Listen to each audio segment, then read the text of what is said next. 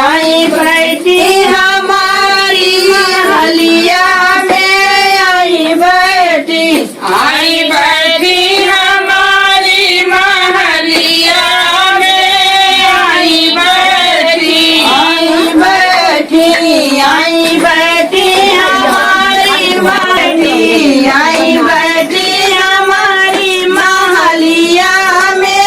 आई बैठी यहाँ मखमल का चादर बिछल बाट जवानन से डोली सजल बाट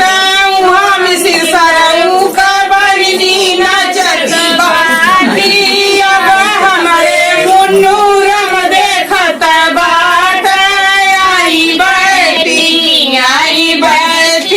हमारी महलिया में आई बैठी उमड़नी गंगा हो उमड़नी जमुना हो उमड़नी गंगा हो उमड़ी के लागली करारी